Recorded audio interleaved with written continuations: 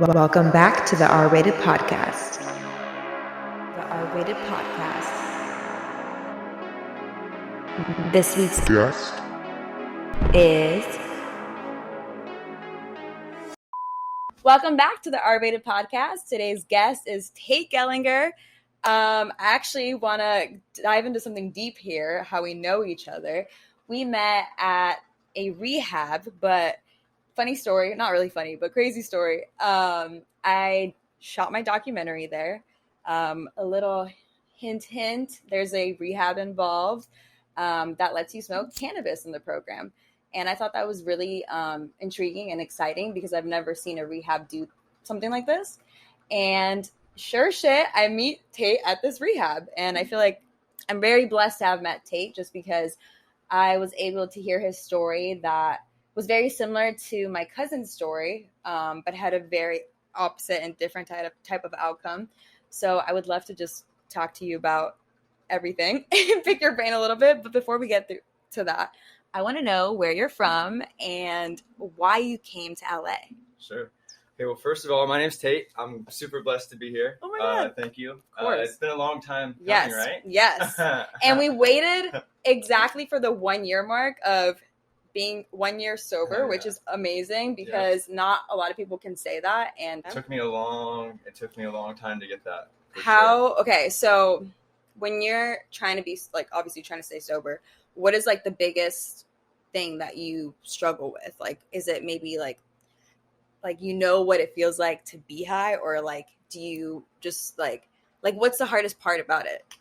I think, for me, the people, places, and things. Getting out of hanging around the same people and being in the same environment. And that's kind of why, I'm here in LA now, but let's go back to the beginning. Let's go back. Right? So let's go back. Where are you from? I'm from a very small community in northern Indiana.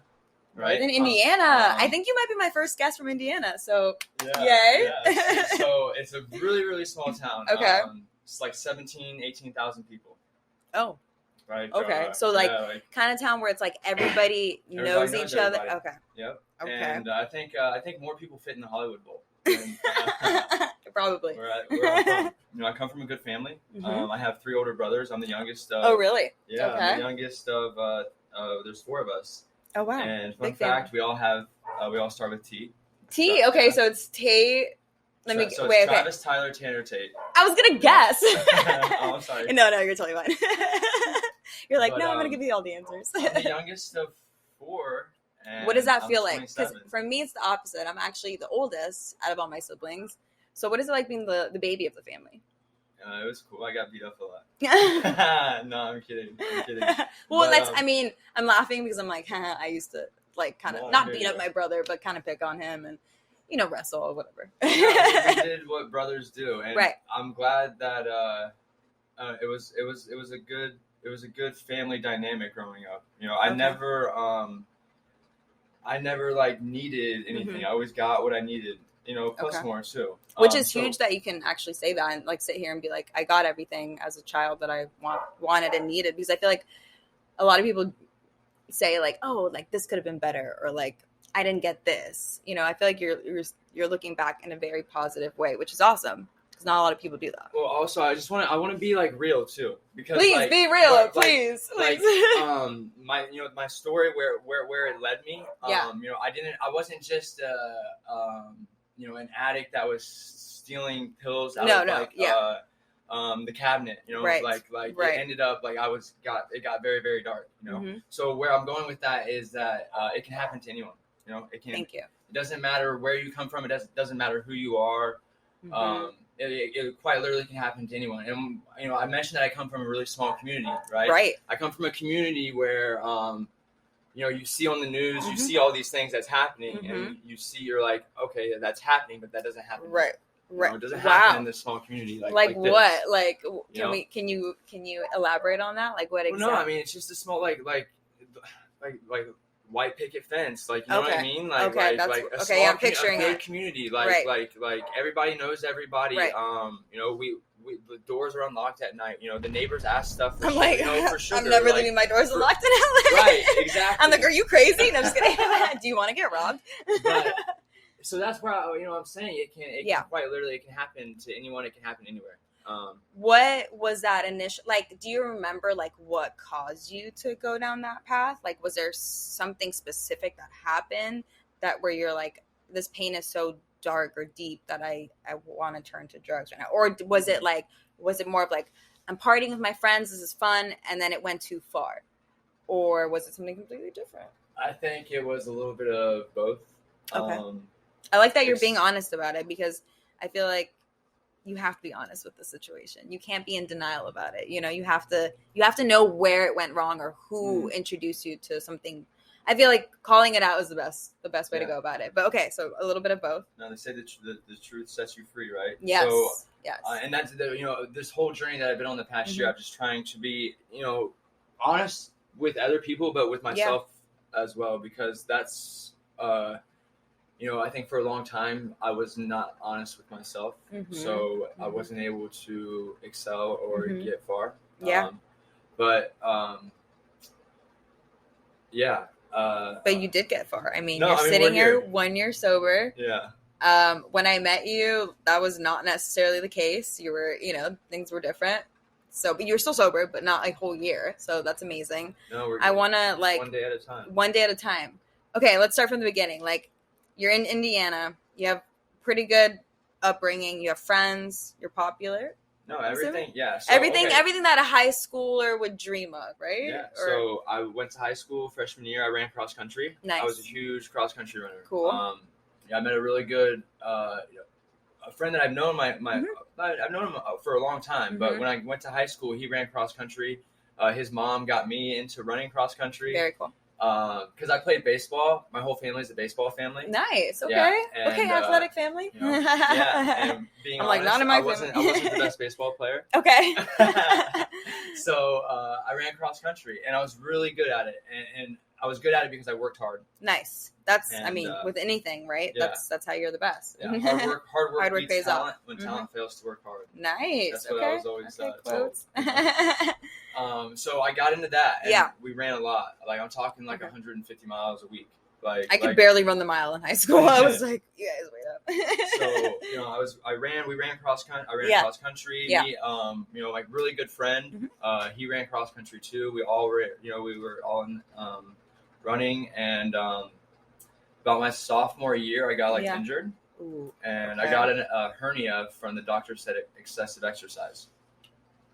And this is like my first introduction to, because I wasn't smoking weed. I wasn't doing any of that. Okay. Like, this is like my first introduction to any kind of mind-altering substance. Got it. Okay.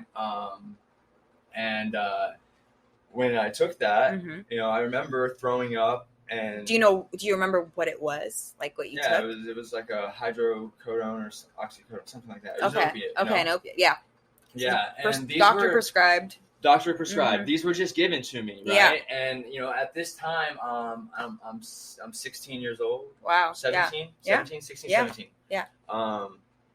And I was given a whole bottle of these, right? And I look back now, and it's kind of crazy to think to get like a whole bottle full of pills, right? Yeah, like, I mean, especially as a young kid. And,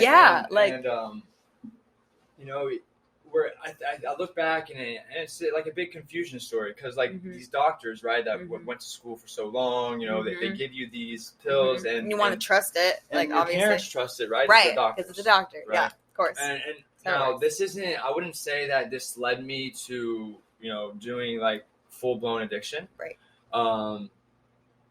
But it was definitely like the first taste of an opiate, Okay. And so after that, I stopped running cross country. That it just. Yeah, quite literally, like, wow. Done. Wow. Okay. I stopped. Wow. And I was my freshman year of high school. I was running a 4:53 mile. Oh shit! Okay. Like, I could never. I was pretty quick, and I just stopped. Wow. Stopped. I really got into using cannabis, smoking weed. Okay, so then it went. So after the injury and you stopped running, you started smoking weed. Yeah, I started using cannabis. Okay. Yeah.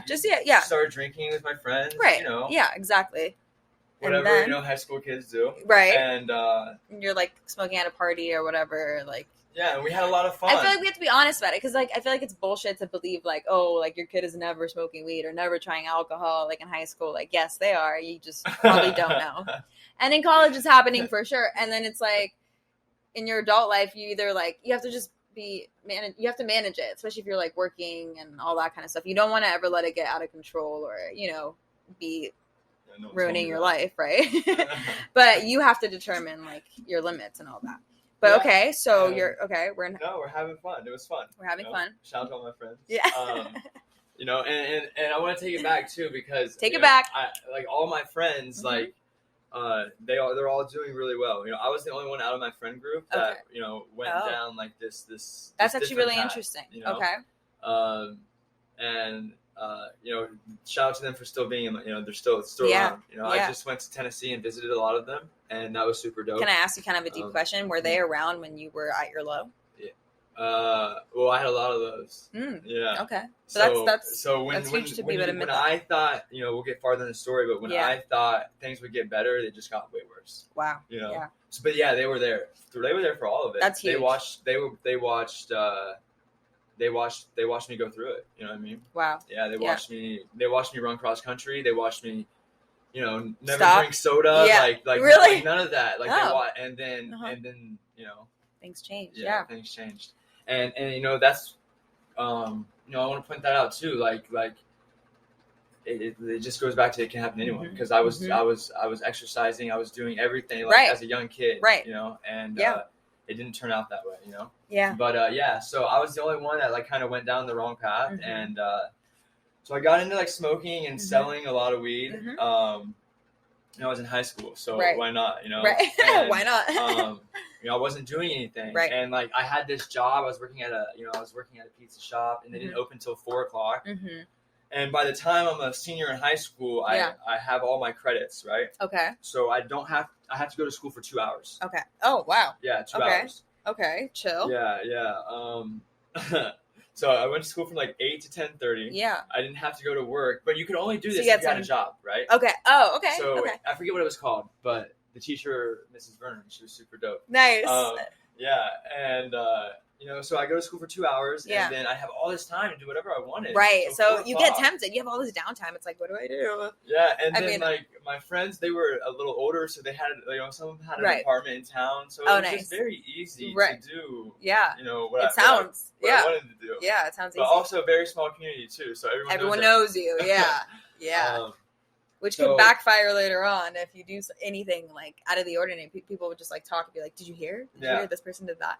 Like I didn't even live in like a small town like that, but like the high school community that I went to was just like every mom knew everyone's fucking business, and that like it was just like, "Oh my god, did you hear this person's like my son's dating this person, or my daughter was like at a party and then it got shut down." Like all this like it was always like chit chat like over the weekend by these like moms, which was really interesting. Which could be a good thing, I guess. Yeah. Right. Yeah. But when you're 15, 16 years old, it's a little different. Right. But so I'm a senior in high school now, and like I'm doing all this, right? I'm working, and I'm hanging out with like an older crowd, because I'm not really going to school, right? Right. And I have a friend, and he's coming around, and I'm noticing things, whatever. I'm noticing. Noticing things. I'm noticing things, right? Okay. And like what are you noticing? I let him take I'd let him go do something, use my car. Yeah. Right. Yeah. For 20 minutes. Oh, okay. And 2 hours later, he'd come back. Yeah. Like, where were you, buddy? And things like but we worked together. So okay. And then like so I was with him a lot. So obviously when you're with people, you start to notice things. Yeah. Of course. So whatever. So this was my introduction into heroin. And that's why I go back to because people they start using pills. They use pills for a really long time. Yeah. And and then they graduate, whatever. Right. Right. For me, like I remember I used those opiates that one time when I had that surgery. Right. Yeah.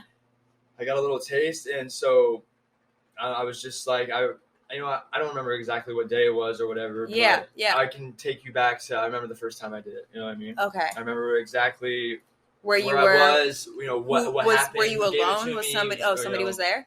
Yeah, a lot of people were there. Oh, a lot of people.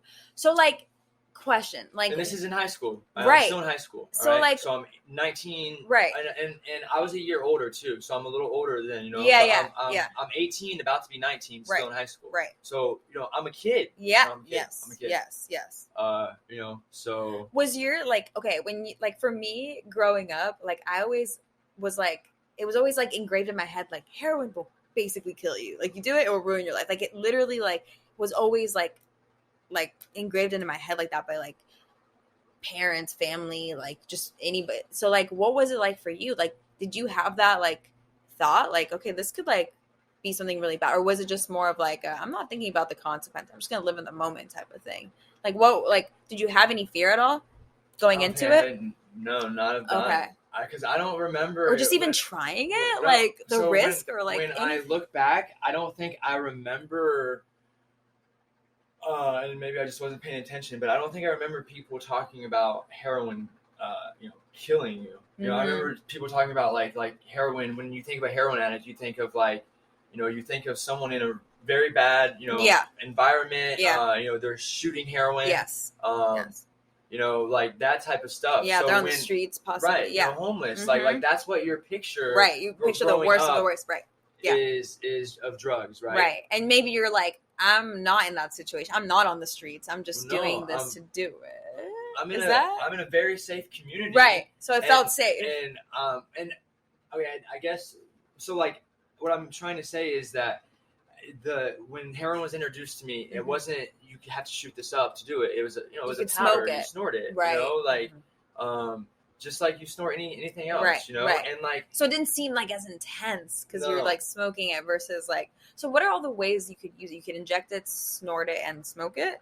Yeah, those are the three ways. Probably like put it in water and I don't know. Yeah, that's what I did. Okay, those are the three ways I did it. The three, yeah, okay, for sure. But because I honestly didn't know that you could smoke heroin before like this whole like until like I got very like invested into like how this all goes down, and when the stuff started happening with my cousin, I started educating myself a lot on heroin, and I always used to just think like something you inject and that's it, but when I found out like it's something you can like smoke off a foil, I was like, oh, that's new. I didn't know that. Makes sense you could snort it because you could pretty much snort anything, but powder. How was it compared? Like, what was that first time like who's there? Like, how many people? Like, where are you? Like, what time of day is it? Like, like what's happening? Yeah, it was just like four of my friends that I hung out with normally, and it was just me and this other, my other friend, and I just. Who had the idea first? Like, was it just one of the? He was already doing it. He was already an addict at this time. Okay. I mean, he was, like I said, I noticed the signs that he'd be gone for hours. Right. Hours. Right. And then. I started to do that, so it makes sense. Can you say that you were like, I want to do this, or would you say like you might have gotten peer pressured into it? Like, can you sit here and honestly say like it was my decision 100%? Yeah. Yeah. Okay. No, I'm just picking your brain. No, for sure. I want to be real. Yeah. And okay, of course, maybe outside influences or outside things influenced it. Right. Right. Maybe, right. Who knows? I mean, I'm sure, and also like seeing your friend doing it and like him being fine like the next day or whatever, like maybe, I don't know, you see him, he's like, okay, he's functional, he's fine now. Like maybe it didn't seem as scary or intense. Right. So like if he's doing it, why can't I do it? Maybe. And also, I talk about when you're growing up and you're told about like heroin or drugs, right? There was no real education about it. I wasn't told that something bad will happen. I wasn't told that maybe if you do this for a prolonged period, not even 3 days. Oh, okay. I see it. Yeah. That you stop doing it for 3 days, you're gonna have an itch. Yeah. Yeah. Like. So what did you feel like on? Okay, so you did it. How did you? Was it worth it? Like, was that first high? Because I know, like, so what I've heard is like you can never chase that first time high when you do it. Is that true or not? No, not for me. It wasn't. Like, it's not true. Like, you were able to. I was able for a little while. Okay. But Okay. eventually, it's never enough. Never enough. One is too many. 1,000 is never enough, right? Yeah. Okay. But the first time, like, of course, it's the best feeling in the world, right? Yeah. No, like, I'm honestly like the reason why I'm asking these questions is like not a lot of people, especially on this podcast, but not a lot of people will ever come out and be like, I used heroin. This is what it was like. This is like how it went down. This is how I felt. Like nobody talks about it. It's a very taboo like subject. Like people like it's like barely starting to be talked about, but like no one describes it to the T of like what it was really like because I don't know why, but I feel like we need to know. Like we need to be aware of these situations. Like what is it? Like I'm dying to know because I know so many people like going through this and I'm just like, what was it? Like, and everyone's story is so different. So I'm very like curious on your story. It's the best feeling in the world. Like literally. And that's why I think maybe it's so, it's so addictive because, and that's not for everybody, that's not the case for everybody, Right. But for my brain chemistry, there's no better feeling than that. Wow. Yeah. That's an intense, thing to be able to like say, like there's no feeling like that. Like I'll never know, I'll never know that feeling. So that's like when you're on heroin, when you're using heroin, for me, right? I always want to bring it back because like it's me, my experience. Right. Exactly. Everyone's. So there's 3 things that you need in life, right? Yeah. Like food, right. water, right. Shelter, right. To be okay. Right. Like when you're a heroin addict. Yeah. All you think about is heroin. All you need is heroin. To survive. So like the food goes away, like the shelter eventually, if it comes to it, will go away. Right. Right. That's an excellent point. Water. Yeah. And even sex. Like when I'm on heroin, I don't need sex. Yeah. That's all, sex. Yeah. Heroin sex. Yeah. Okay. That makes sense. It's an orgasm in a bag. It's everything that you would want. Yeah. There's no need to do anything. Wow. That's a great way to explain it. Let's like we're human. Obviously, like we like sex. Yeah. Exactly. I mean? So like to not want something it. out there that strong, right? Wow. That powerful. That takes all those wants away. Wow. Away. Even like food, and I'm like I'm such a foodie. I'm like I could never give up food. If I'm hungry, do some heroin. You're not right. It becomes it replaces everything. Everything. Wow. When you wake up in the morning, that's the first thing you think about. Wow. When you go to sleep, it's the last thing. I think when I look back, I never actually really slept. Whenever I was using, maybe just like, you nod off. You don't actually get sleep because you can sleep wherever. I used to sleep standing up. Yeah. I'm curious about that because I have seen like videos and like I've actually seen it with my own eyes too. Just falling asleep while like sitting or like mid conversation. And I never understood that. I was like, how can you be so in the conversation for a second and then just like shut down? So like, what is that like? Like do you feel like you're present in the moment or like you're just kind of like in your own world and like your body's here? Just like trying to listen. Yeah. Like what? Yeah. And how long does this usually last? Like if let's say you started at like 10 a.m. Run out of money. No, like duration. I'm kidding. Like duration, like you start at 10 a.m. How long? Like hours. to what? Okay. It just depends on. When I was in Indiana, like I was using real, heroin. How do you know? Like, what's like the difference between real? Well, then you have the fentanyl, Right, the fentanyl. But that shit will kill you, right? That's just like. Yeah, well, that's what too. So I'm saying, when I was in Indiana, before I ever, went to rehab, before I ever moved out of Indiana, I never overdosed. Oh, really? Yeah, I've overdosed like 15, 20 times. No, I know. And that was in the interview, in the documentary, when I did your interview, that was like one of the first things you told me in the interview. And I was just like, what? Because like some people don't even survive one overdose. Yeah. And so I'm laughing, and I know it's not funny, but that's just how to cope with like it. How what I mean? So I hope but no, I get it. Like I feel like that too. Like if I'm ever just like laughing at something off, or like it's not a funny situation. I'm not laughing at the situation. I think when things are intense and uncomfortable, sometimes that's like just how we react. Yeah. It's weird. I've been in the back of an ambulance. I've been to every single hospital in Fort Lauderdale, West Palm Beach. Wow. So I mean, we'll kind of get into that, right? Yeah. So how did you get? Eventually, it got really bad in Indiana. Okay. I graduated high school. I picked up my diploma in a fresh pair of Concord Jordan 11s, high on heroin. Really? And nobody noticed? I mean, looking back, I'm sure people knew. I'm sure, Yeah. I have blue eyes. Yeah. So when I use it's like opiates, pinpoint small. really blue. My eyes get really blue and really small. And but so I graduated, right? I didn't go to college. I didn't know what I wanted to do. All that. I basically for like 2 years. So I graduated high school and I made an attempt to. I moved to Colorado. I made an attempt to get into the weed industry. Okay. Right? Yeah. When I freshly graduated high school, and I was using at the time, right? And it goes back to I wasn't educated about drugs, right? So I didn't know what withdrawal was, right? So I'm using heroin, right? I get on a plane to Colorado. Yeah. My friend Zach. Zach was he was a really good, like through all of it. Like he's still there. I still text him every now and then. But he set me up to move out to Colorado to try and do something right out of high school. Nice. And I moved there. Using heroin and I got there and you like immediately found a plug. No. I didn't know anyone there. Right. So I didn't have it anymore. Oh, okay. And it goes back to I wasn't educated. I didn't know what was going to happen when you stop using drugs. Right. Let's let's let the audience know like what happened. What happened? I mean, like I know what happens because I've seen it firsthand and I've like watched a lot of documentaries. But what happens in your brain? Like what's going on in your mind? Like what are your thoughts? So a fever times 100, 1,000. Okay.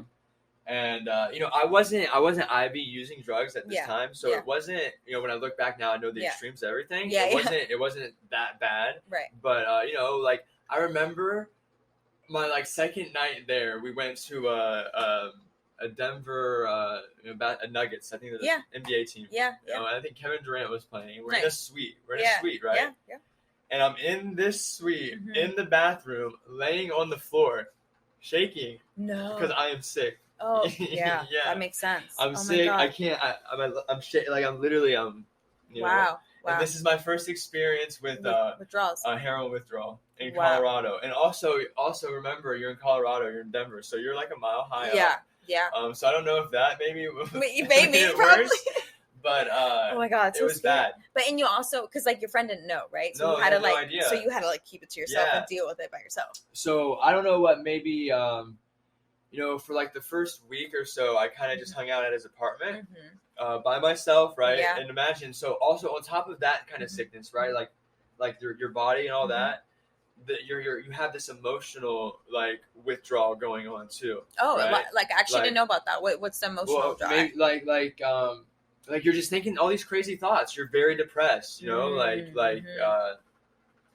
here I am by myself. Right, like because you're feeling so happy, and then like now you're just like, I'm so sad. I'm not feeling that like happiness that I was like is that what it is? Like just like you just feel really down. Like everything feels a lot more sad than it should be. Because eventually you start to notice, right? You start to feel, right? Like you start to notice like signs of withdrawal, but you don't know what it is, so you're not really sure, right? You can start to pinpoint after a while, but you'll start to feel down, and you'll do it, and then you'll feel happy again, right? That's why it's toxic. That's how it gets you. But so I'm out there and I'm alone. I'm by myself. I'm 19 years old, right? Wow. I can't tell anyone what's going on. No, yeah. Did your parents know at this point yet? No, not yet. No, wow. No. Okay. No one, I don't know. Maybe I'm sure people maybe had like ideas, suspected it, but like nobody was like, we know, like you're doing right. No one's confronted me. No one's confronted nothing, you, right? Okay. And this is let's see, this is 2014, okay? And I don't go to rehab till 2016. So I go to Colorado, and whatever, that happens. It doesn't work out. I end up coming back home. And like this is where it gets like real bad, I have nothing going on, you know. I'm selling weed, so I'm making money that way. I don't really have like an actual job, whatever. And whatever, like I work at like Indiana Beach. I'm a lifeguard for a little bit. Nice. I'm just doing like random things, right? And like that too, like I'm a lifeguard on heroin. Like how crazy. That is wild. Yeah. And I look back at these like things that I did, like this is crazy, and I would never do that like as like who I actually am, you know what I mean? And like, but the drugs heroin, like it alters your brain. Like you're not thinking like your regular self, right? Like it's like no. You become very selfish. You become like you're not like the sweet you that you really are, I eventually completely changed. A completely, totally different person. Mm-hmm. But I was doing that, and like it was fun, like whatever. But I'm not really sure, what I'm gonna be doing. Yeah. So it just keeps getting worse and worse Right. and worse and worse and worse. Right. Eventually, someone shoots me up, whatever. So I try that for the first time, and like this is where I want, so. They did it for you? Yeah. Oh, that's I had someone do it for me. Oh, I because remember you did. it was in my car. I let someone drive my car. Yeah. It was like a couple, right? And I let him drive the car, and his girlfriend, like we were in the back seat, and she shot me up for the first time. And so that's like it's very progressive, right? Would you say the high is way more intense now that you're shooting up than when you were smoking it? Yeah. No, like snorting it. Snorting it. So what's the like it's intensity level? Quick rush. Like it just hits you way quicker. So like 0 to 100, right? You want to do that in a second? Shoot drugs. Wow. Right. Okay. So, and like that's why it's so addictive, and eventually, right? I become because it's going directly into your bloodstream. Yeah. I become addicted to just a needle. Like that's a whole nother addiction. That's a whole nother thing, right? Yes. So now you're addicted to heroin. Now you're addicted to a needle. 20 years old, right? Not even 21 yet. Wow. You know what I mean? Not even 21. I turned 21 in April. I remember my 21st birthday. I spent it shooting heroin in my room by myself. Really? Right? Wow. And my friends were still there. But that's what you like in that moment. You didn't feel like I'm at a low. Like this, like you were happy. No, I'm cool with that. Right? Yeah, because you were like on. That's what I wanted. That's what I needed. And like at this time, like it's bad, right? Like it's bad. Okay, like I'm shooting drugs, so it's bad. Right. But like, I'm still like doing things. I'm sure people have ideas of what's going on. Right. You know what I mean? Right. But like, I'm still doing things. Would like, you say you were a functional addict for a little while? Okay. Like rehab is not in the picture yet. You know what I mean? Like not even like I haven't even thought of nothing. Right. You know what I mean? So I'm still like just doing my thing. Yeah. I'm going with my friends are in college in Indianapolis, Bloomington, IU, Indiana. I would go there a lot. Yeah. And I would take my drugs with me. And at the end, we'll just like at the end, like So at the end, it's really bad, very bad. Like we'll say it's like March of 2016. Okay. I turned 21 in April, and then I go to rehab in May. Got it. So it's really bad. Eventually, my friends find my needle. You know what I mean? Like they find it. I remember like, and like this is where it starts to get really low. Like also like, my other friend who like I've been around with, like he's selling heroin, right? Like we're selling like heroin at this time, and like this is where kind of like the big picture gets introduced to me, because my friend is he was from Chicago. Okay. I lived really close to Chicago. Okay. Right.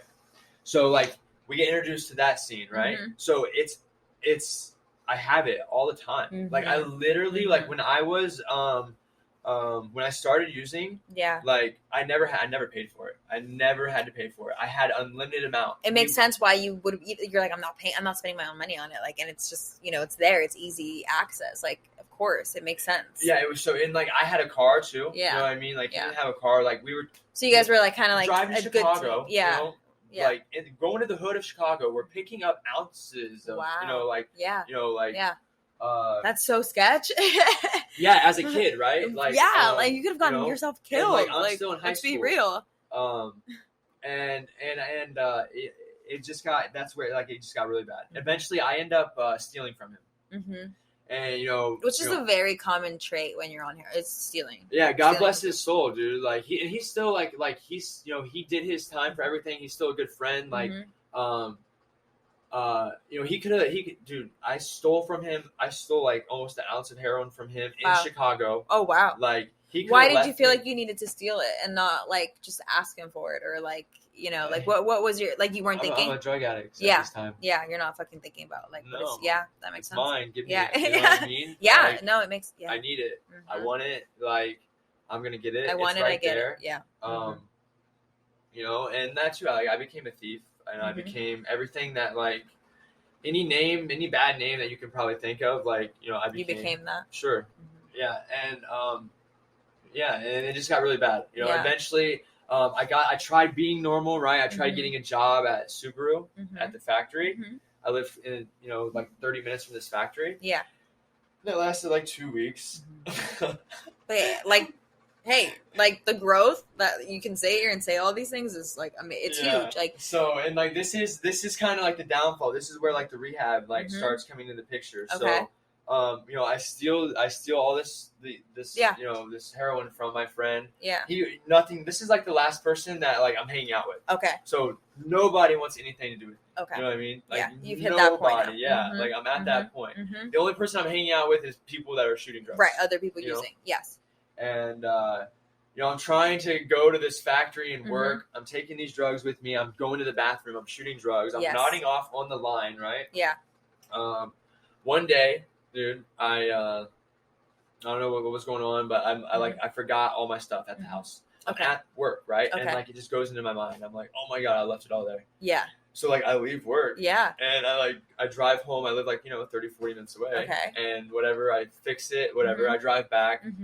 And obviously, like, they notice, you know what I mean? Yeah, just a little bit. Like, Tate's a little different today.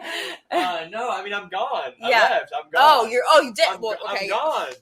And, like, I get a call, like, at the end of the day. Like, I go to the office, and, like, I try to explain myself, blah, blah, blah. Yeah. Whatever. Why'd you leave? It doesn't work. I get home. I get a call. They tell me they fired me, whatever. Oh, okay. You know? Yeah, sounds quick. Yeah, quick. You know, and thank God, dude. Yeah. Because, like, it took that, like, at that moment, like, I told my mom, I remember, you know, that I needed help. Oh, yeah. So she actually never caught you? You came out and told her? Yeah, no, my parents definitely probably knew. For sure, they never said anything. Okay, you know? Wow. And you know, and I don't know. That's interesting. And they, and I don't want to, you know, that's, because I want to take this back, too, because as you have, right, everything is good, right? Like when I'm trying to explain that my parents were probably just as confused as I was. Okay. Right? So how are they supposed to confront their 19, 20, you know, about to be 21-year-old kid, you know, like if he's on heroin? Yeah. You know what I mean? No, because once you call someone out for that, and if it is true, that changes everything. That changes everybody's life. And I look back, dude, and everything went how it was supposed to go. You know, no mistakes were made. You know, I was, you know, just as confused. You know, you look back and they're like, oh, why didn't you reach out? Why didn't you say anything? But like, you know, I'm a 19, 18. Yeah, you're technically an adult already, though. Like, you don't have to tell your parents. No. Right. But you are a kid. Adult, but I'm a kid. Yes. Right? So and how I'm just as confused too. Like how am I supposed to tell my parents that I'm fucking shooting heroin? Yeah, you know what I mean? Yeah, like that's a very hard thing to bring up. Yeah. Like especially where like the community that I come from, you know. And it's a tight knit community, and but whatever, you know. So eventually, like everything worked out how it was supposed to.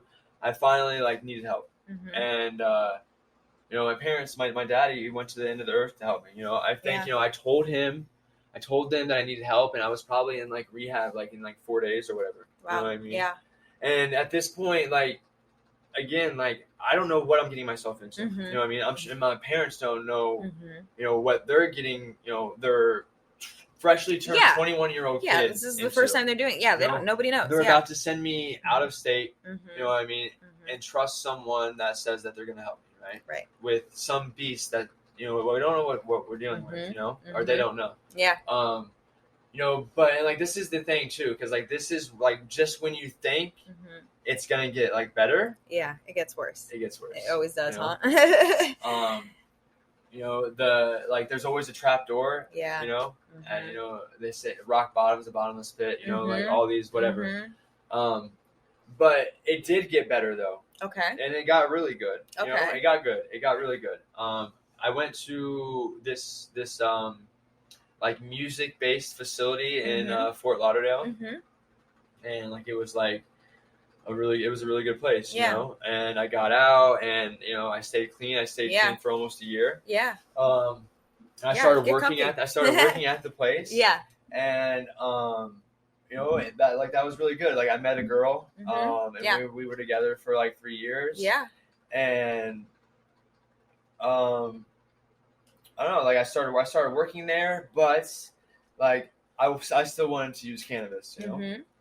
And that's like kind of like frowned upon in the and right, because like usually rehab is like you're sober from everything, not no exceptions. So like you can drink and you can smoke weed. It's like you're sober, you're fucking clean. Like that's what they want, right? 100%. But you wanted to still smoke weed. Yeah, and I remember I go back.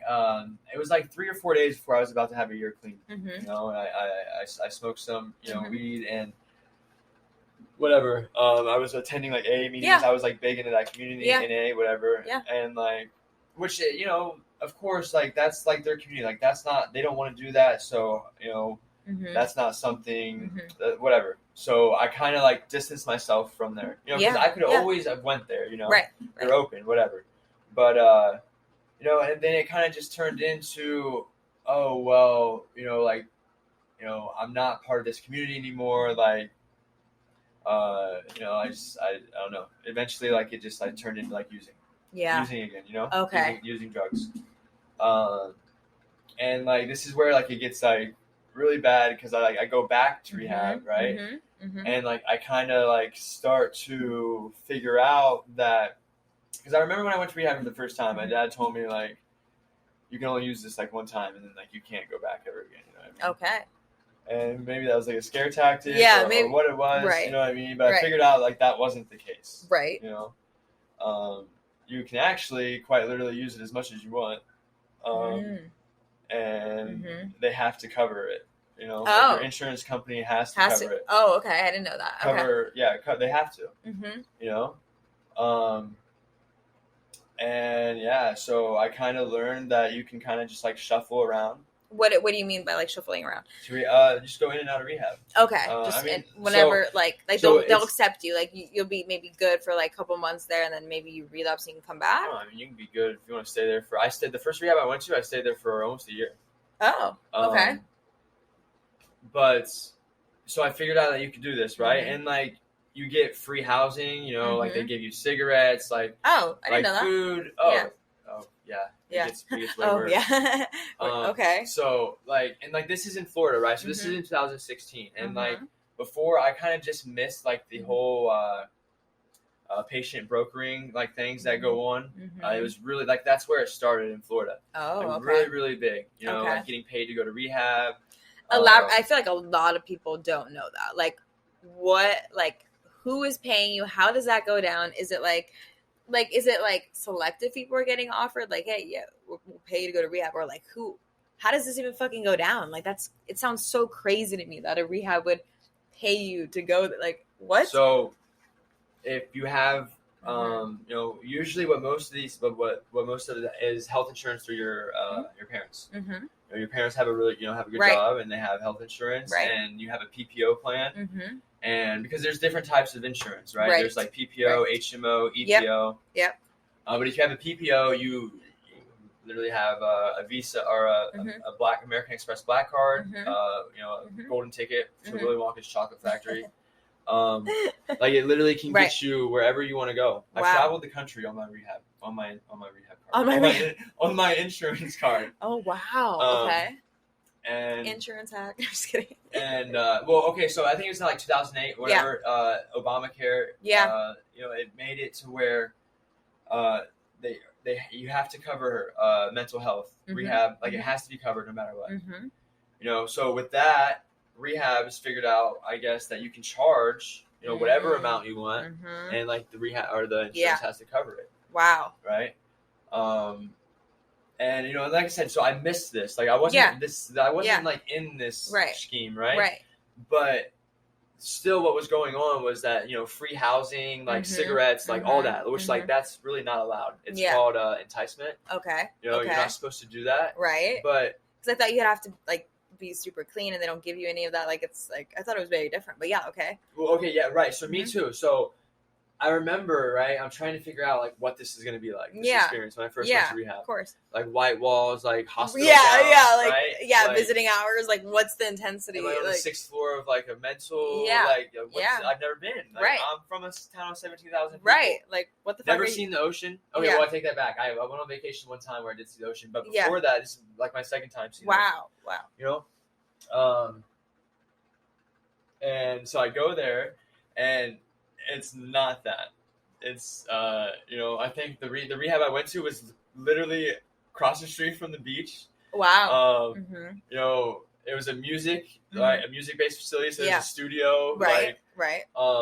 They gave you you have to turn in your phone, all that. You can't have any of that stuff. Yeah. Okay. But they give you this little MP3 player, it has music. Okay. Yeah. Because you still want to have your sanity and some kind of life. I get you want to maybe cut them out off from the outside world so they don't reconnect with those people that are maybe selling them drugs, or I don't know what it the whole reason to why they take your phone, but the outside world. The outside world. You want to focus on yourself, right?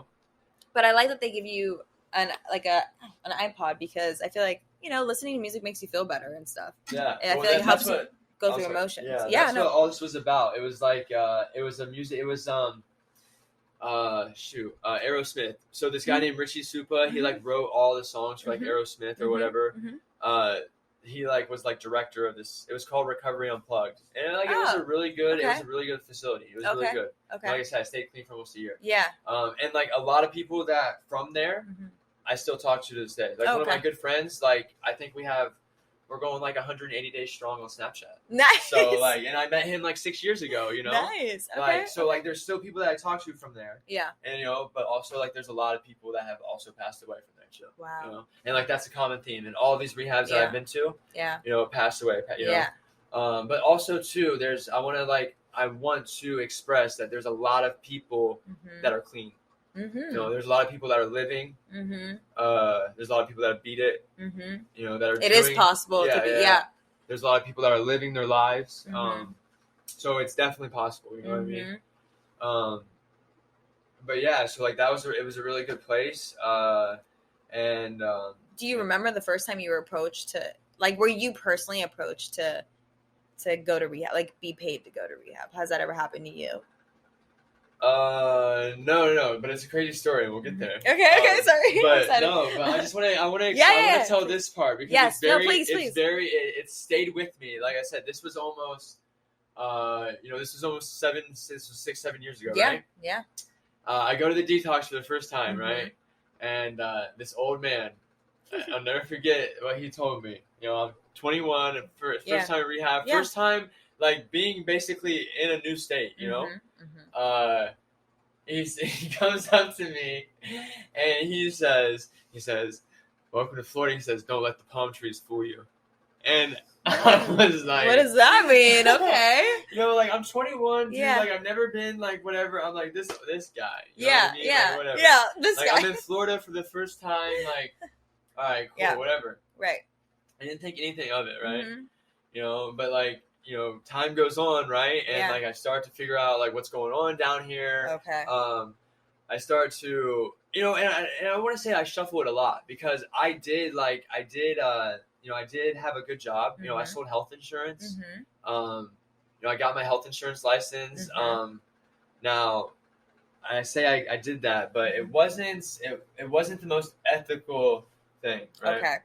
I see what you're saying. Yeah, it wasn't ethical at all. And but I made really good money. Okay. And when you're young, right? Yeah, making good money. And because this is kind of crazy too. When I look back, the whole experience of South Florida is a crazy experience because you get these young kids, right? You get them into rehab, and you take them. They take these rehabs. They take you to these AA meetings, right? And they put you in these buses and they take you there, right? Yep.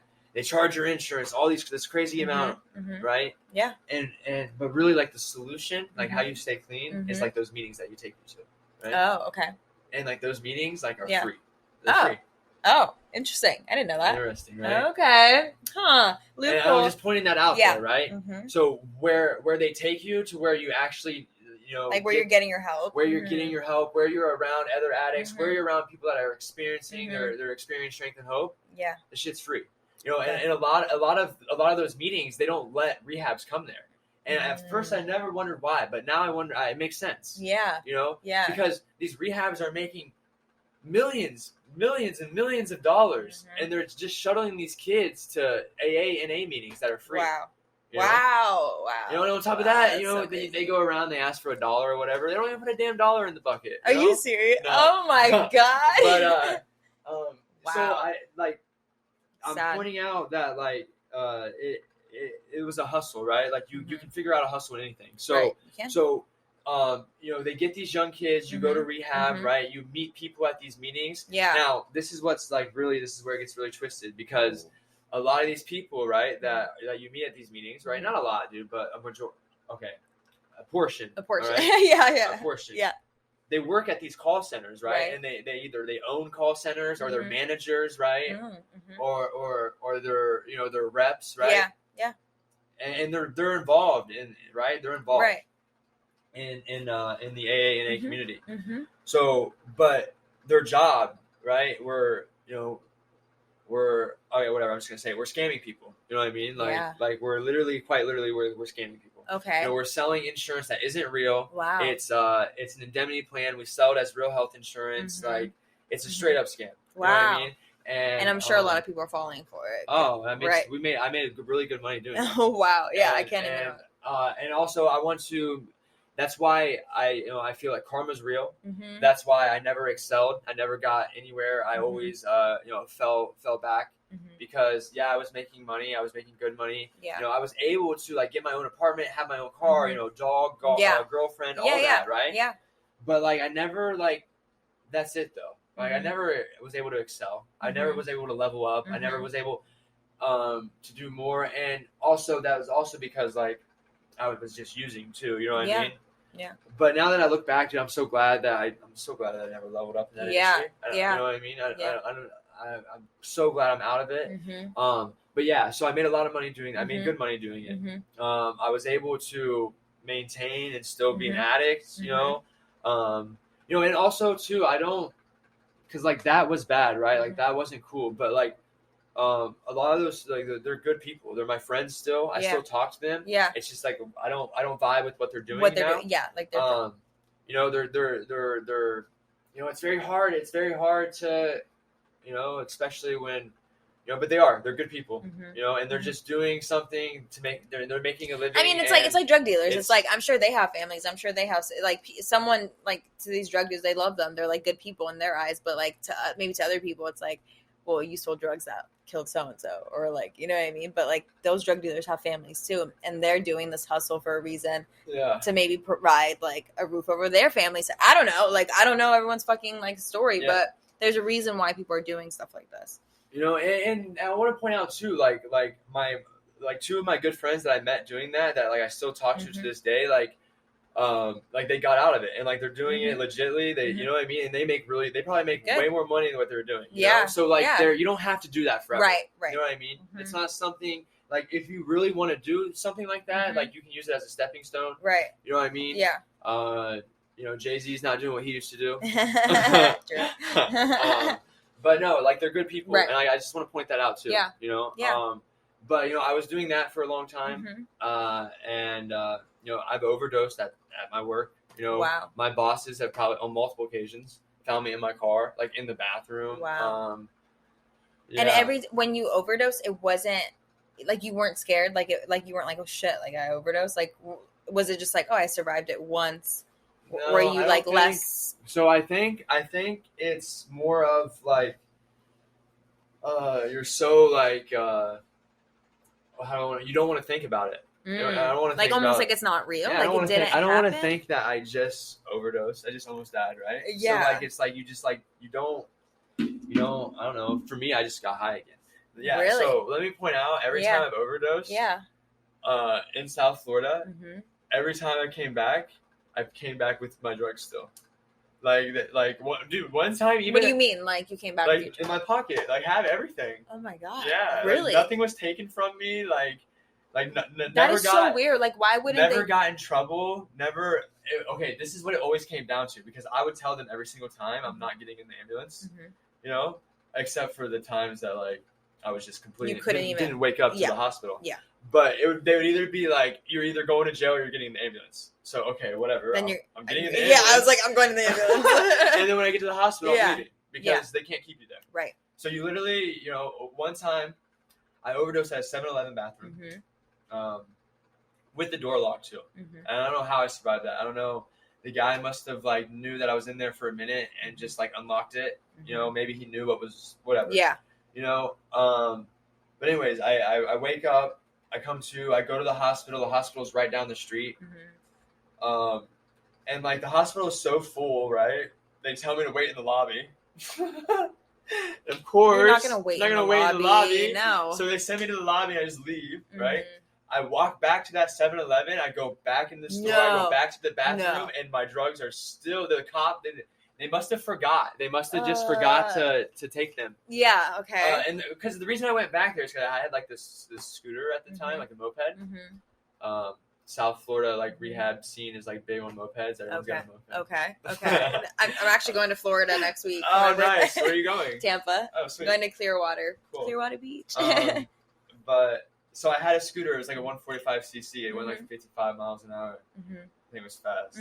But so I like walked back to go get it. You know what I mean? And then I was just like, okay, I'm gonna go in the bathroom, whatever. Right. And then like the guy didn't recognize you, like the guy working there. Dude, there's so many homeless people in this area. Oh, wow. So many. Yeah. You know what I mean? And at this point, it's like you don't see it as a problem. You're like, I'm just an addict. I'm using whatever. I'm just doing. Oh no! So no, I don't.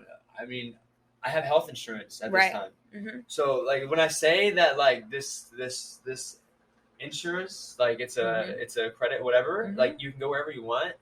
Like I stayed homeless for a little while. Yeah. Because I knew I had health insurance and I could go to rehab whenever I wanted. Wow. So, and like that's what I want to like. That's how powerful these drugs are. That is crazy. You know? Yeah. I literally like you're stayed not homeless for like 2 weeks in Florida, in South Florida. Like I'm talking, like I slept behind my drug dealer's hotel. Like these big ass iguanas, like raccoons, like wow. Because like literally like it was that close to the drugs. You know what I mean? Like I showered like it was probably like maybe a mile from the beach, so I would just walk to the beach. Yeah. Like I showered there.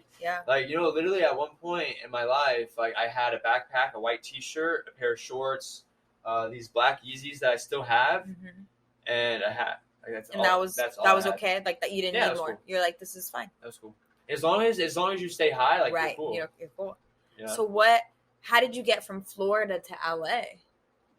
Okay, so this is where so the shuffling to rehab.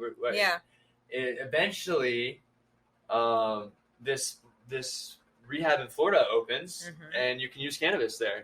You know, and this is my first experience with because I kept getting kicked out of like these rehabs or halfways that I would go to, or like I would feel like I'm doing wrong by smoking, so I would just go get high. You know, actually like go get high. You know what I mean? Oh, okay. And so whatever. So eventually, like it was almost like I'm already getting high. Like I'm already smoking weed. I might as well just use harder drugs. I'm gonna like technically smoking weed is like frowned upon too at these rehabs. So you're like, might as well just go all the way, go hard. Okay, I see it. I see what you're saying. So you're able to use cannabis here, and I meet my friend, and you know this too. This is I want to kind of share his little experience too, because this is how crazy like the rehab industry is. He's 18 at the time. Like I think he's like 18 for like whatever. He's about to be 19. And like you can't go to these rehabs until you're 18. You know? Okay. Like other than that, you have to go to like youth rehabs or whatever. Okay. So I meet him at this cannabis rehab, and he's already been out here, and he's already done the whole getting paid. You know, he's already been shuffling through rehabs. Wow. And he's not.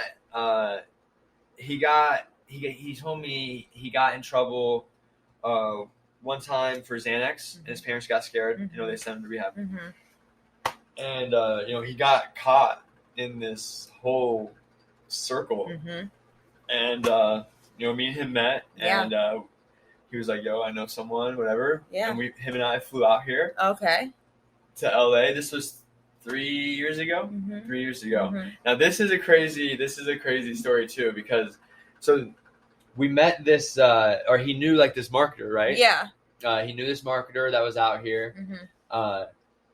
So we made this plan to like leave this rehab in Florida, and we kind of had to like sneak out because like the owner kind of had like an idea of what was going on. Whatever, okay. Blah, blah, okay. Blah. So we kind of had to like sneak and leave, and like we leave, and the marketer is going to get us a Uber from Tampa, or no, from Fort Lauderdale to Tampa, so we can leave from Tampa to LA. And like the Uber comes, picks us up. He's like, yeah, I can't take you guys. Like too far, way too far. Yeah. So at this point, the marketer is not hitting us up anymore. Yeah. So now we're stranded in Fort Lauderdale. Like none of us have like really that much money. Yeah. No money at all, actually. Yeah. And we're at a gas station, and we meet this guy. This other guy comes up. He's telling us how he can get us out here. Blah blah blah. Okay. Right. So we get in his car. We go on this like wild chase with this guy. Okay. Right. Of like he's telling us that he's gonna get us out here. Blah blah blah. Yeah. Now this is 2 days, right? Okay. This is 2 days. Yeah. In this 2 day period, I overdosed twice. Once a day. Yeah. Yep. They had Narcan me. I didn't have to like go in an ambulance or anything, but they Narcan me. And like the guy eventually, he was gonna scam us. He was trying to send us out here and just like not pay us, whatever. Oh, okay. So like luckily like that didn't happen. We eventually get a flight out here. Yeah. And that happens a lot. A lot. I've met a lot of people where like they come scammed. out here and they go to rehab and they don't hear from anyone ever again. You know what I mean? So imagine like you come across the country with nothing. Thinking you're gonna get something after 21 days. And you have nothing. And here in LA you can't live off of nothing.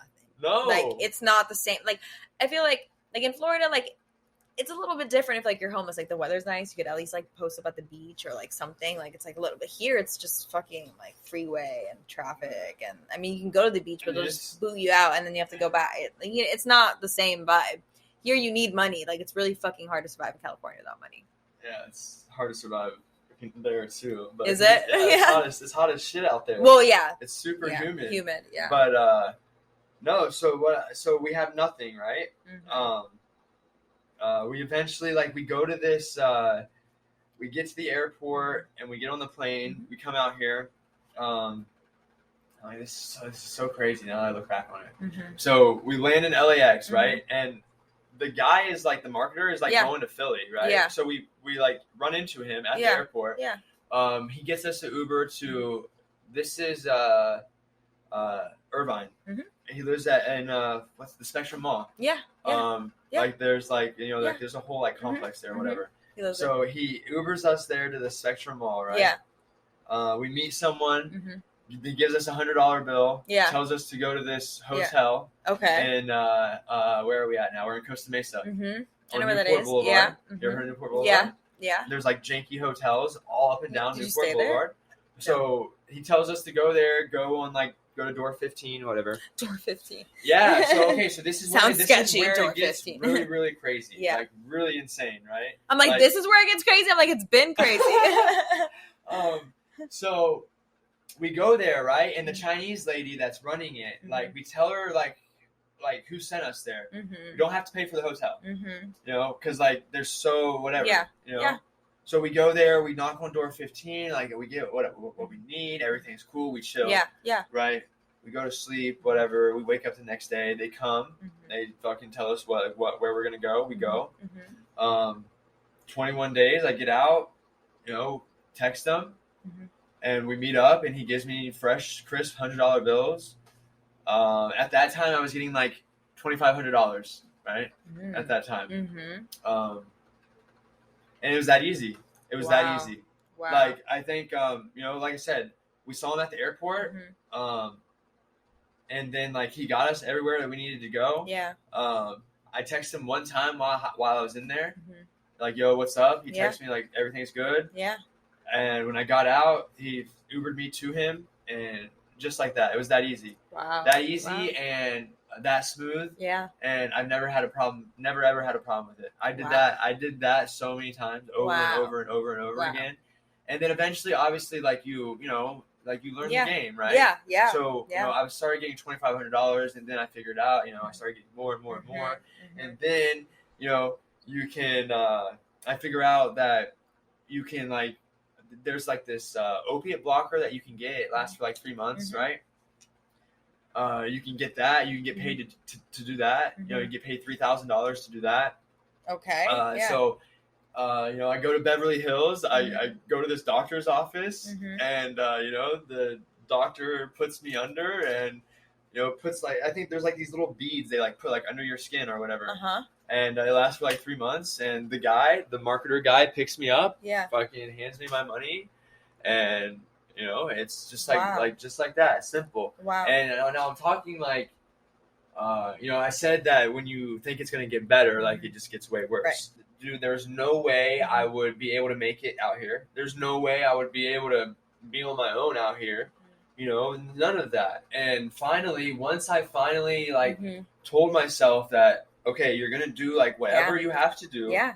All right. And whether that's fucking riding the bus every day for 9 months, watching people smoke meth, watching people take shits, do on crazy shit on the bus, you know, like if I have to do that, like I have to do that, you know? And like, yeah, I can be like, oh, these people were smoking meth and like it triggered me and blah, blah, blah. And, like, that's why I'm using it again. But like, fuck that. Like I've done that shit over and over again. I'm 27 years old. Yeah, you're taking accountability. You know that's what I mean? It is. Like I have, listen, I'm 26 years old. I have no health insurance. My credit score is below 500. I have no money. Like I have no skills. Like nothing. Literally, I quite literally have had to learn to re-walk, you had to like relearn. Do everything. You know what I mean? You know, even for the longest time, I thought the people at my job didn't like me. Wow. You know what I mean? And like that was all. It's all false. It's all fake. Yeah. It's all made up. You know what I mean? And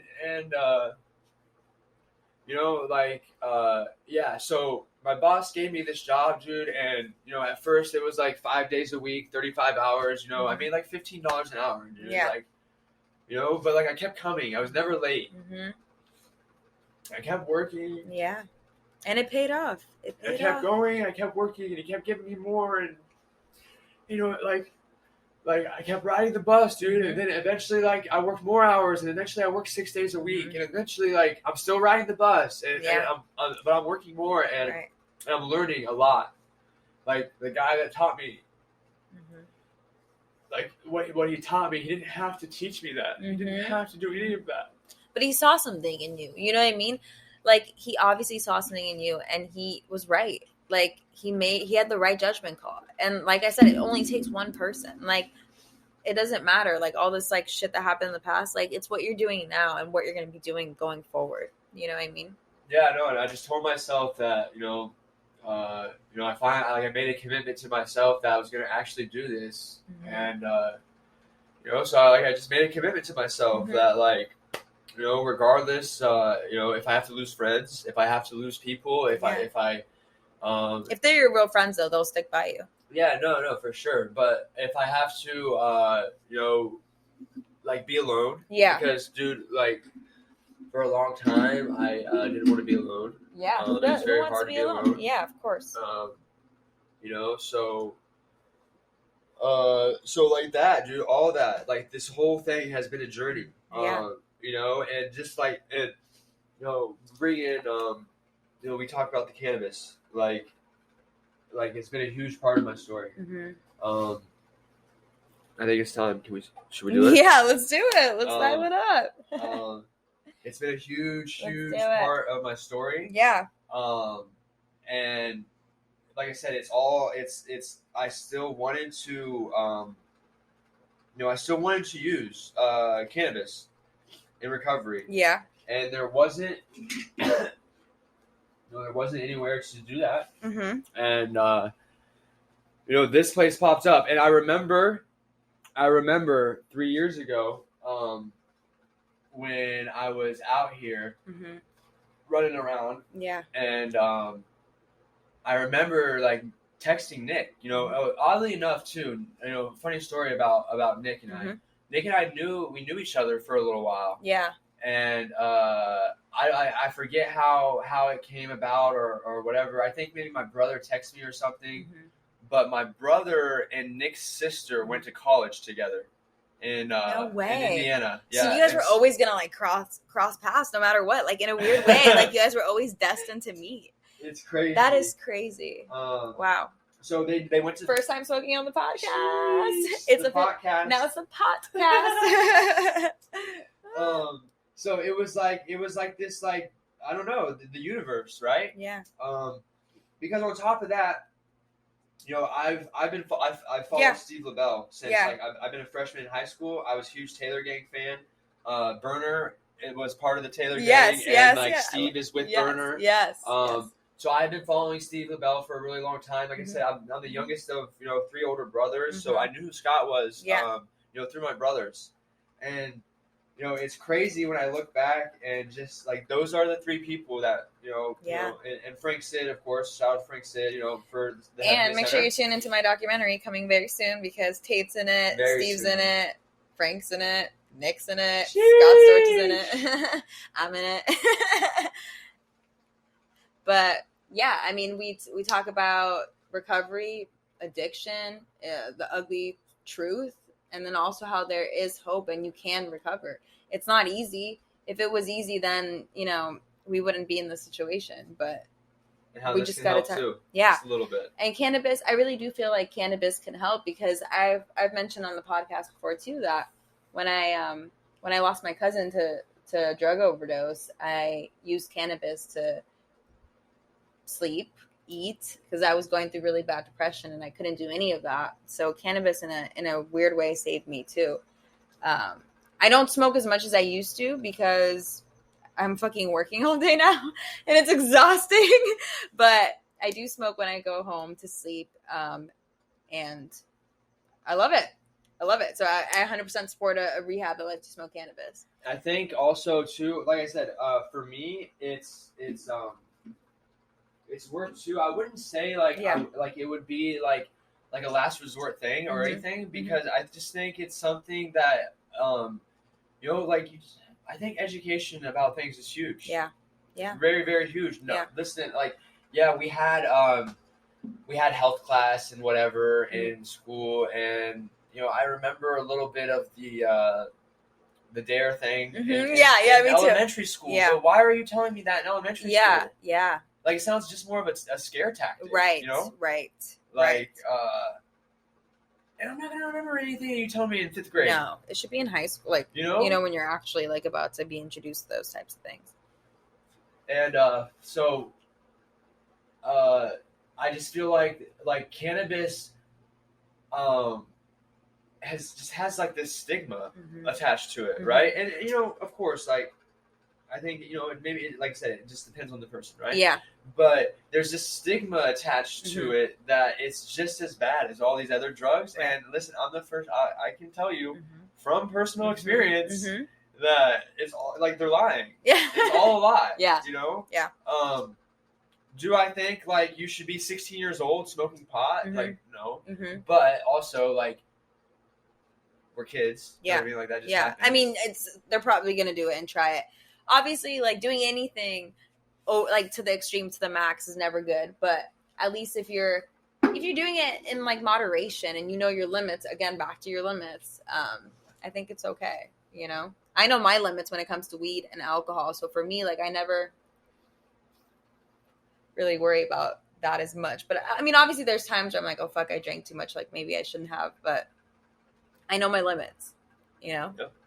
Do you know your limits? I didn't. I know. Trick question. No, I'm just kidding.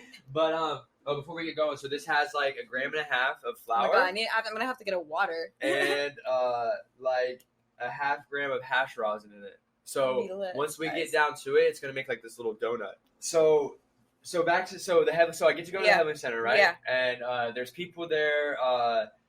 So here I am, and I'm at this place, and they're encouraging me to find what works best for me. Yeah. There's a lady there named Andrea.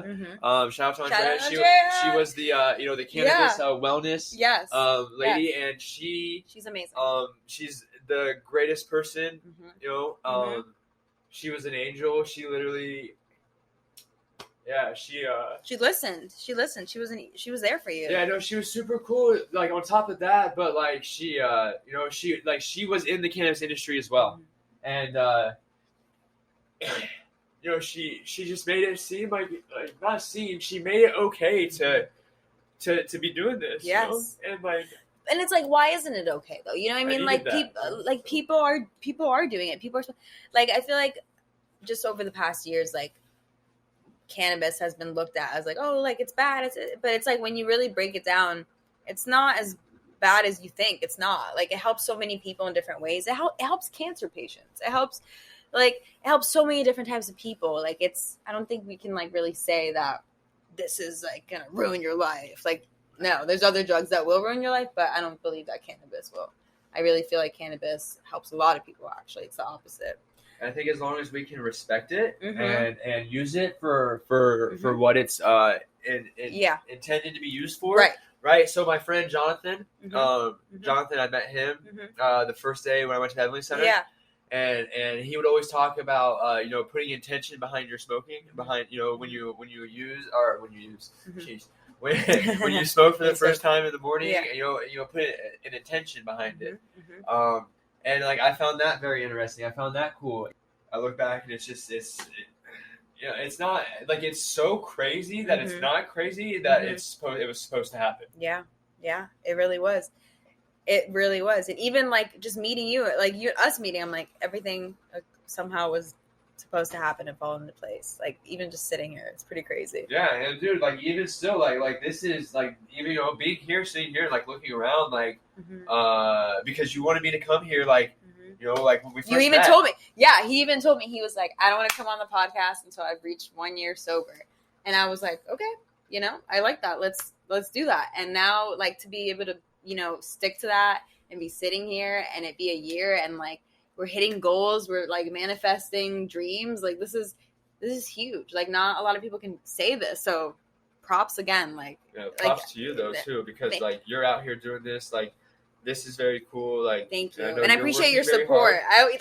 He always like reaches out to me about like certain episodes, and he's like, oh, like awesome, good job. And I'm like, honestly, like it really only takes one person to make you feel better and feel like you are on the right track, even if it may feel like you're not. Because like I have doubts all the time. I'm just like, oh, this podcast thing is not working. No one's fucking listening to this. Like this is stupid. Why am I doing this? But like I said, it only takes one person to like acknowledge like, hey, like I saw your podcast, or hey, like that was great, or like that was cool, I like what you're doing, and it can change your whole perspective on something, or so, and it takes one person to change everything. Exactly. One moment. Before we end the episode, what advice could you give another person that was maybe in the same shoes as you, or going through it? Like maybe they're sitting and they're like, yeah, like I understand that was your experience, like, but that probably wouldn't work for me. Like what could you say to that person? I think I would say that you just have to, I don't know, you have to be totally like you have to give up. Like you have to hit rock bottom. You have to hit rock bottom, but also remember that like there's a rock bottom on top of rock bottom. Right? Like right? You can keep going. But like it can end. Like this can be the last time you use. Like you never have to use again. Like you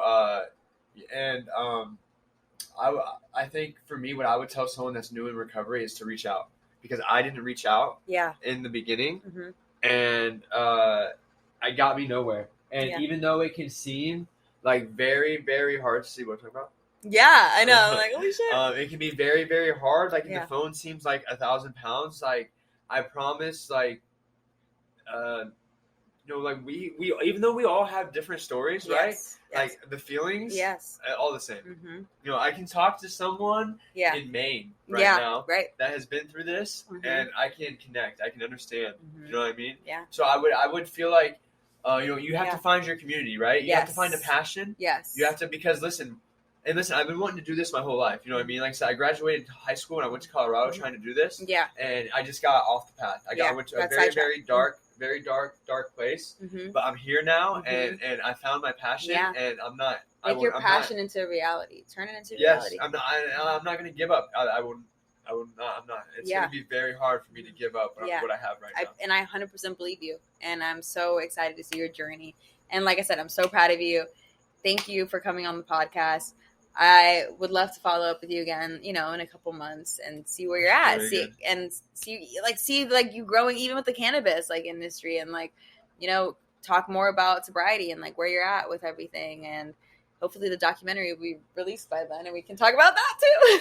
Yeah, we'll have to do one after. Yes, exactly, which will happen for sure. Again, thank you again, Tate, for coming on. Thank you. Guys, I'll see you guys next week. Bye.